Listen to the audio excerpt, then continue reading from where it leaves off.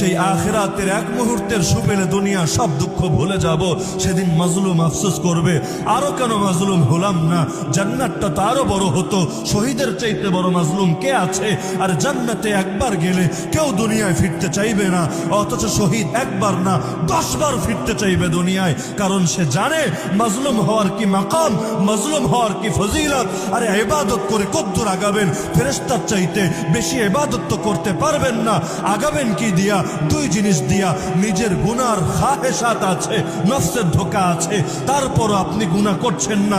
ফেরেশতার তো গুনাহ করার সামর্থ্যই নাই, আপনার সামর্থ্য আছে তো আল্লাহর ভয় করলেন না। 2 নম্বর, ফেরেশতার দিনের উপর চলতে কোনো বাধা নাই, কোনো জুলুমের ভয় নাই।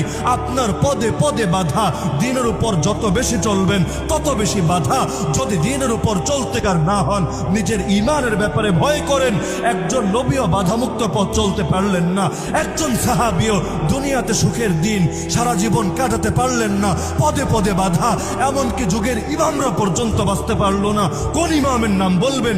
ইমাম আবু হানিফা, লাশ কি বের হয় নাই জেলখানা থেকে? কার নাম বলবেন? ইমাম মালিক, তার মুখে চুনকালি লাগিয়ে গাধার পিঠে চড়িয়ে তাকে কি ঘোরানো হয় নাই মদিনার অলিতে গলিতে? আরে কার নাম বলবেন আপনি? ইমাম আহমদ বিন হাম্বল, আর প্রতিদিন 70 থেকে 80টা বেত্রাঘাত করতে করতে, চাবুকের আঘাত করতে করতে পিঠের চামড়াগুলোকে, গোস্তগুলোকে কিমা বানিয়ে ফেলেছিল। 17,000+ আঘাত বুড়া বয়সে তার পিঠের উপর করা হয়েছিল। কার নাম বলবেন? ইমাম সারাখসি, তাকে দিনের জন্য কুয়ার মধ্যে মাসের পর মাস, বছরের পর বছর ফেলে রাখা হয়েছিল।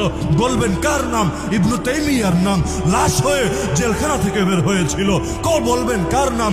মুজাদ্দিদ আল-ফিসানির নাম, কাসিমুল উলুম ওয়াল খায়রাত কাসিম নানতাবির নাম, শেখুল হিন্দ মাহমুদ হাসান দেওবন্দির নাম, শেখুল আরবি ওয়াল আজম হুসাইন আহমদ মাদানির নাম, শেখুত তাফসীর আহমদ আলী লাহোরীর নাম, হাকিমুল উম্মত মুজাদ্দিদে মিল্লাত শাহ আশরাফ আলী থানভীর নাম। কার নাম বলবেন আপনি যে কোরবানি দেয় নাই জীবনে, এমন কে আসে নাই দেশে? কার নাম বলবেন? আল্লামা জুনায়েদ বাবনগরী চলে গেছেন দুনিয়ায়। মরার আগের দিন পর্যন্ত কি পরিমাণ কষ্টে থেকেছেন এই সাল্লায় বসে টের পাবেন না। যারা তার পাশে ছিল সারা জীবন, তাদেরকে গিয়ে জিজ্ঞেস করেন কি পরিমাণ জুলুমের মধ্যে পড়েছেন, সারা জীবন কি পরিমাণ কষ্ট করেছেন। কার নাম বলবেন? শাইখুল হাদিসের নাম, মুফতি আমিনের নাম। তাদের জীবনীগুলো, তাদের যোগ্য সন্তান যারা, তাদের যোগ্য উত্তরসূরি যারা, তাদের শিষ্য যারা, ওদের কাছ থেকে গিয়ে একটাবার শুনে নেন। এদের 1000 ভাগের 1 ভাগ কোরবানি যদি আপনার উপর চাপানো হতো, হয়তো আপনার খুঁজে আর পাওয়া যেত না।